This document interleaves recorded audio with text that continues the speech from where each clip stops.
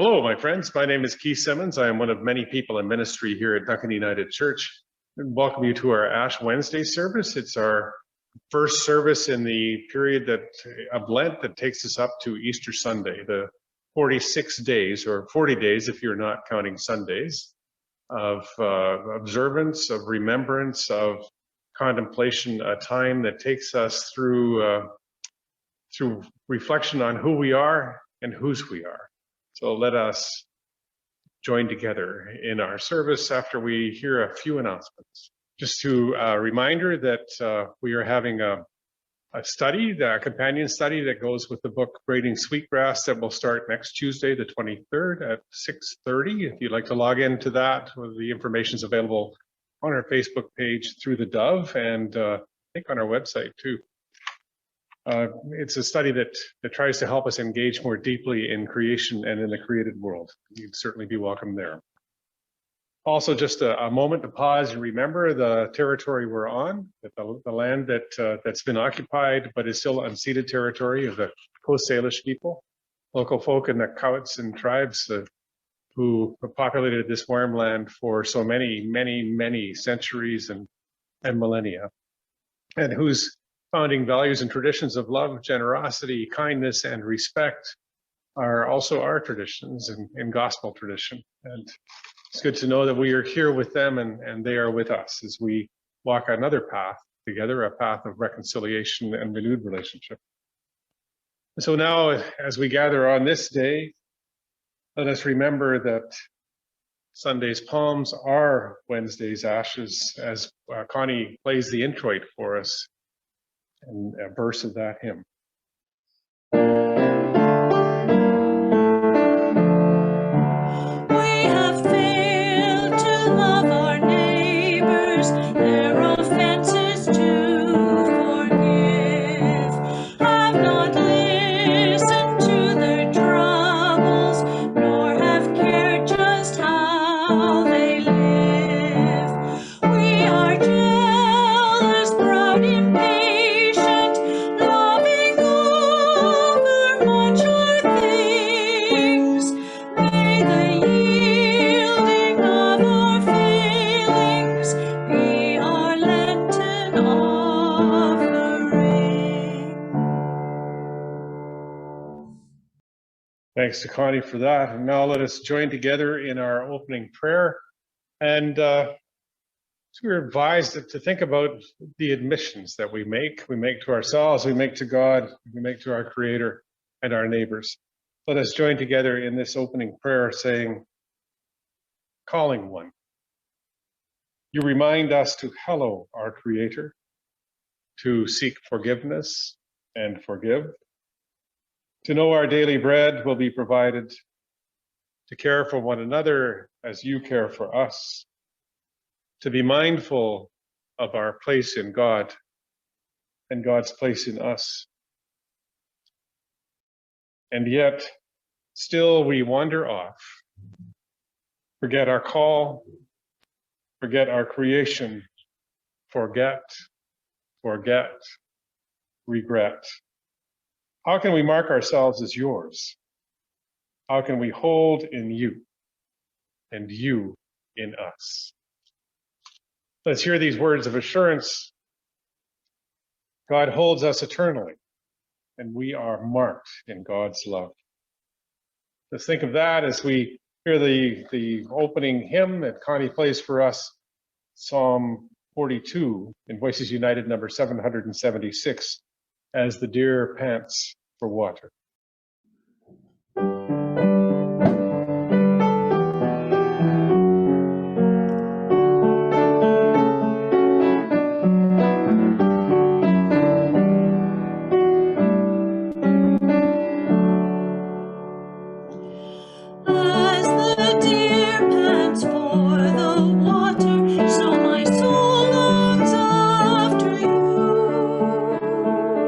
You alone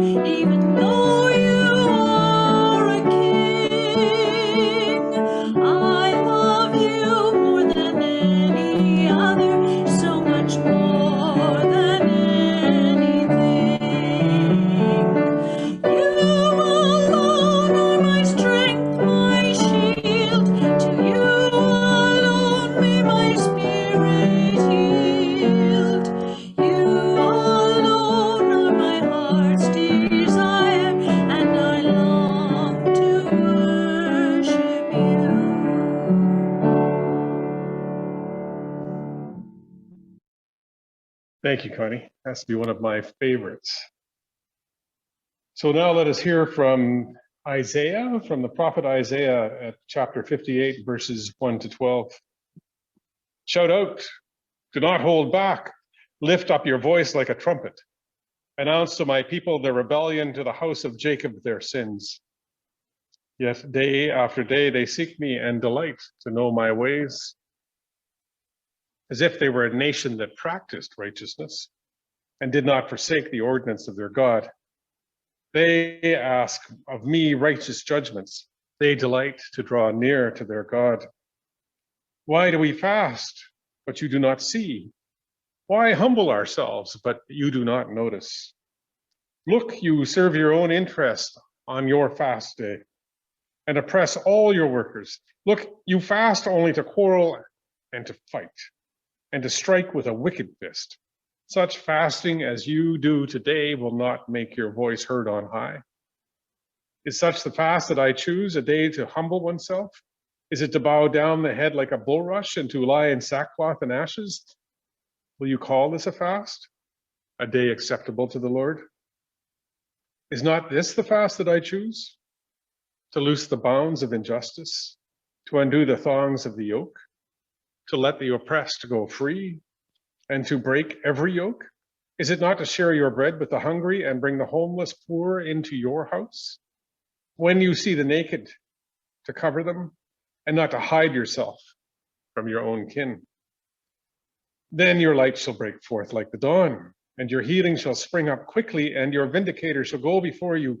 The glory of the Lord shall guard your rear guard. And you will call, and the Lord will answer, and you shall cry for help, and he will say, here I am. If you remove the yoke from among you, the pointing of the finger, the speaking of evil, if you offer your food to the hungry and satisfy the needs of the afflicted, then your light shall rise in the darkness, and your gloom be like the noonday. The Lord will guide you continually and satisfy your needs in parched places, and to make your bones strong, and you shall be like a watered garden, like a spring of water, whose waters never fail. Your ancient ruins shall be rebuilt. You shall raise up the foundations of many generations, and you will be called the repairer of the breach, the restorer of streets to live in. Hear what the Spirit is saying to the church. Prophet Isaiah had a lot to say to his people, or the three prophets Isaiah, this coming from the latest prophet, the one most near to us, I suppose, the one who's calling his people back into relationship in Jerusalem, the one who's saying to his people, this is the time to put aside the forms and the protocols and the ways we think we might look better, and to examine ourselves deeply and see what we're actually doing in the world and how we are treating the world and how we are part of the world. How are we with those among us who have the least? How are we part of creation? How do we truly live in relationship? How do we do these things that we are called to do?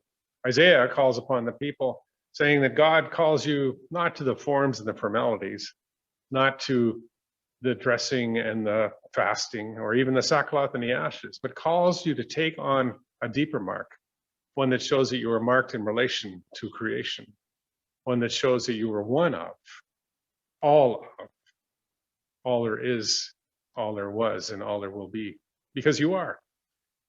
It's this time in Ash Wednesday, I think, when we are called to step into who we are and to realize who we really are. It's the words of the mark that we have come from the earth, and to the earth we will return.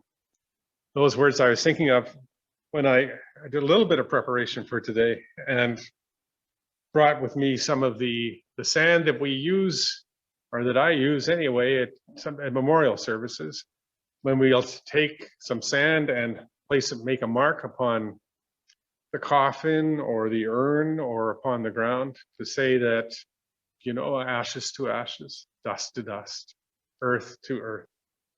And so we think of ourselves not often as coming right from the ground. We think of ourselves not often as being birthed from the earth. And maybe it's because our language doesn't give the earth animacy and other languages do. Maybe it's because our name for ourselves doesn't contain the colors of the good earth around us, and other folks' names do. They are named out of the earth and the relationship. When we remember in memorial services who we are and where we come from, it might call us into a deeper relationship with all of creation. We might, in our own times, be called to remark upon who's there with us on the journey. Who have we forgotten? Whose stories haven't we heard? Whose stories have we only listened to through our own lens, through our own way of hearing? Whose stories have we set aside? Those are questions that we're being asked to pause and reflect upon. In the last year, we have certainly been given lots of time to pause and lots of time to reflect. And as we see played out on our screens, people standing up and saying, I'm a person. I am just as much a person as anyone else out here. And why is it that the disease ravages my community more than some others? Why is it that my people are picked up and imprisoned or shot down more than some others? Why is it that some of us are treated in ways that are different than others? Why is it that we pick and choose on sexual orientation or on how we were born into the world, if we were gendered this way or that way? How is it that we think of all of these differences and separate ourselves out and yet can't hear the stories of folk who are treated differently in our culture?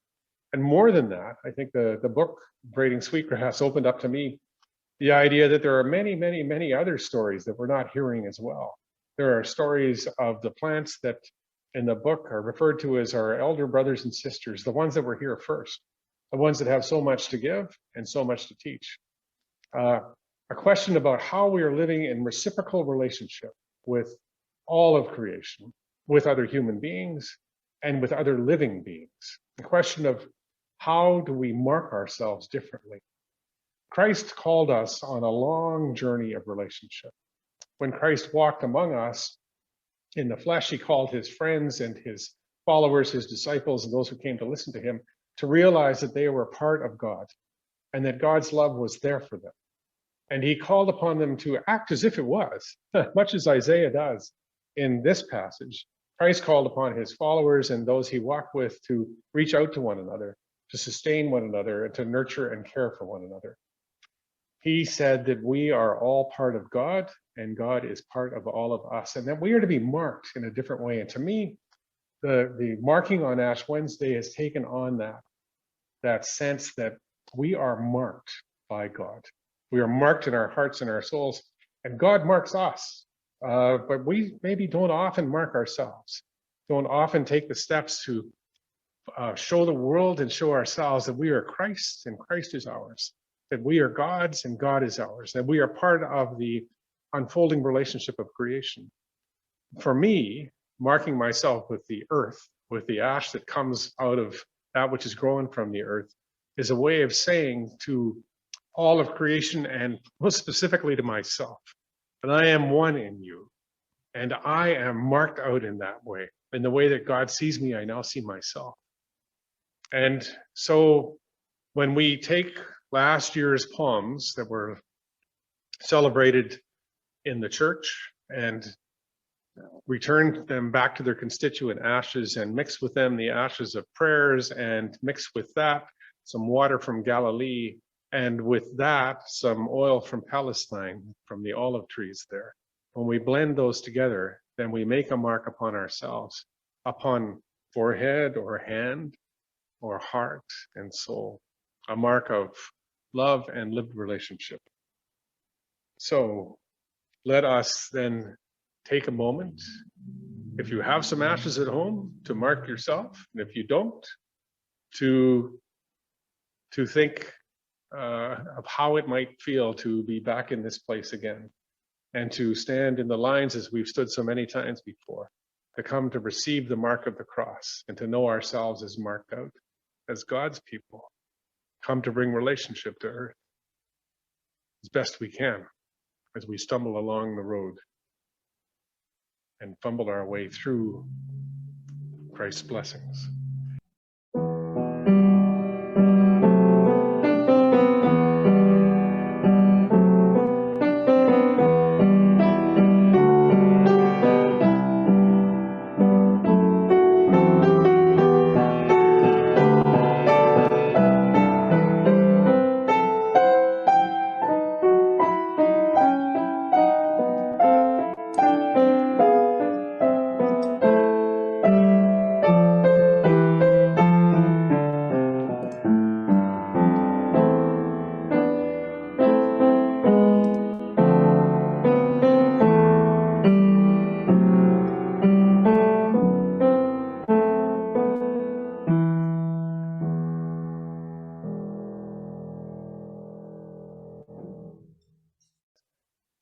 Here are the ashes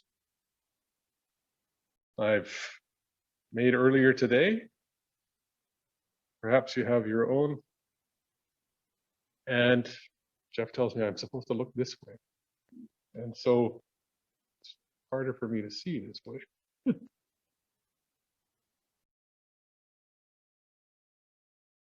There, I think that's there.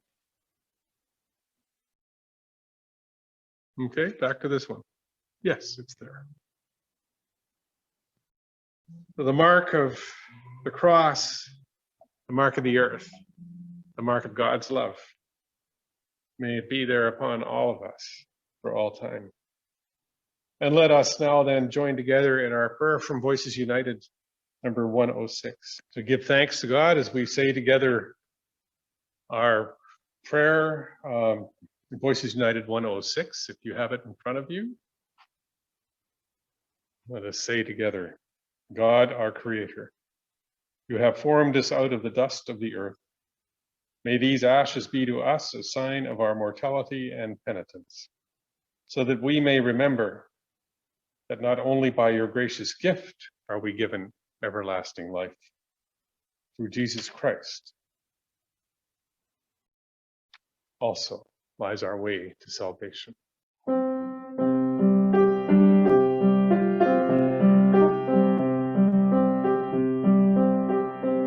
From dust we are created, and to dust we shall return. In spring the seed is planted, at the harvest chaff will burn. Kyrie, Kyrie,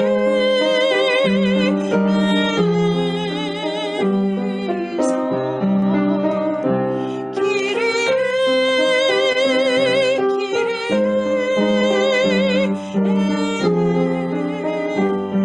eleison.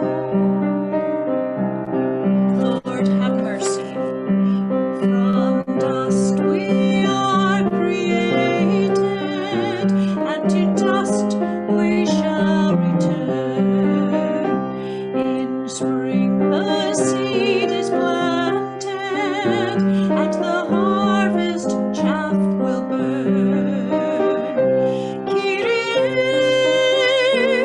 Kyrie, eleison. Kyrie, Kyrie,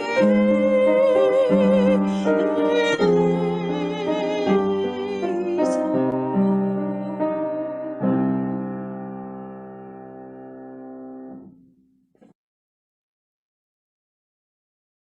Now it's time for prayers of the people and the prayer of Jesus. Let us pray. Loving God, we give you thanks for the created earth, for all of our relations, most of whom we walk right by without even noticing. We might take in the glory of the trees in the sunset, or the beauty of the valley below as we stand on the mountaintop, but we breathe in the air and we don't ask where it's come from. We taste of the fruits of gardens long ways away from us, and eat the food that's been produced for us by folk from other lands out of their own hands and labor. Sometimes don't even question where that's come from. Loving God, there are all these gifts here present on earth from you and through you, gifts that come to us from other places and other people, gifts we take for granted, the gifts we nonetheless could not survive without. We give you thanks for those gifts and for the blessings that they are constantly poured out upon us without even counting the cost. We give you thanks to be in this bountiful creation that sustains and supports life in ways that we have yet to even fully comprehend. There are places on our planet we haven't even been. There are joys we have yet to celebrate, and there is wisdom we have yet to open up ourselves to be fully immersed in. Loving God, we give you thanks. We give you thanks for our friends and our relations who constantly call us back in, who call us to attend to remark upon, to be bedazzled by, to be held up in. We give thanks for those who reach out, and we give thanks for those who respond. And we give thanks that we've been put in this place now to both reach out and respond, to find you and find your love in all the ways that we can and all the ways that we are available to you and you to us. Loving one, on this day as we enter into a long and Lenten journey, this time when we look for points of light here and there along the path, help us to see and appreciate your light. And as the candles take us further in and along the path, help us to appreciate those that have come to light them, to be wisdom bearers, to beckon us along the path. We give you thanks, loving one. And in the words that Jesus taught his friends and they taught ours, we say together the prayer of Jesus, saying, Our Creator, who art in heaven, hallowed be thy name. Thy kingdom come, thy will be done on earth as it is in heaven. Give us this day our daily bread, and forgive us our trespasses, as we forgive those who trespass against us. And lead us not into temptation, but deliver us from evil. For thine is the kingdom, and the power, and the glory, forever and ever. Amen. And our closing hymn is from More Voices, number 78, about God's tears and when does God weep. And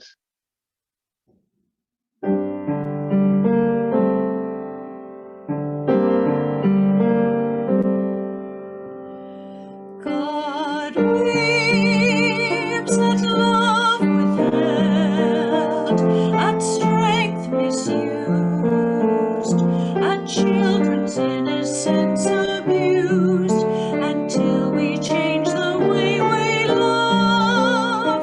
God weeps.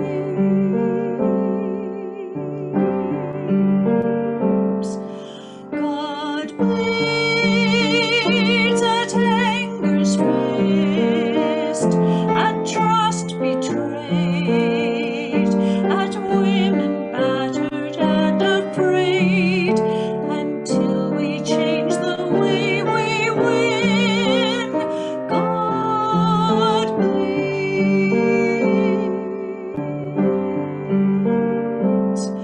God cries at hungry mouths, at running sores, at creatures dying without cause, until we change the way we care. God cries.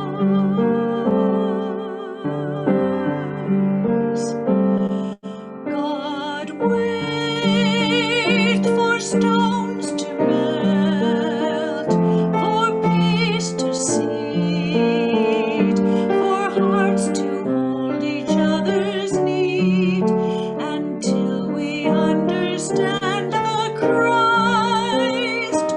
God waits.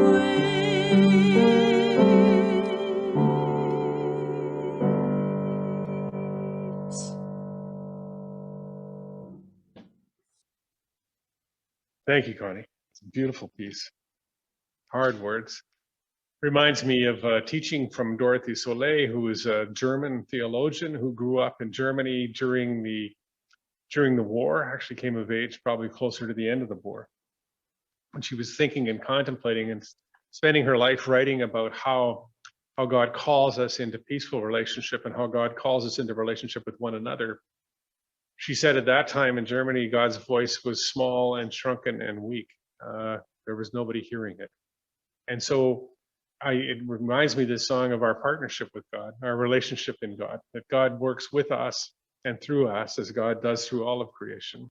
We are called to a deep and abiding relationship, a relationship of love, that we have been given gifts, each one of us, that can help bring love to the world. And that our call is to try and figure out what those gifts are, maybe listen to the voices of others who will tell us what they are and remark upon them for us, and then learn how to use them as gifts to the world that lies in wait. And so may you know yourself to be a gift to the waiting world. And as you are marked in this new way, in this old way, in this ancient way, and in this prophetic way. May you find yourself entering a world of need of your gifts, and welcoming you and celebrating you as you welcome and celebrate the gifts of others as they come before all of us, bearing what they have, with hope, with some trepidation, and with love. May you find it so on this day and all days. Amen.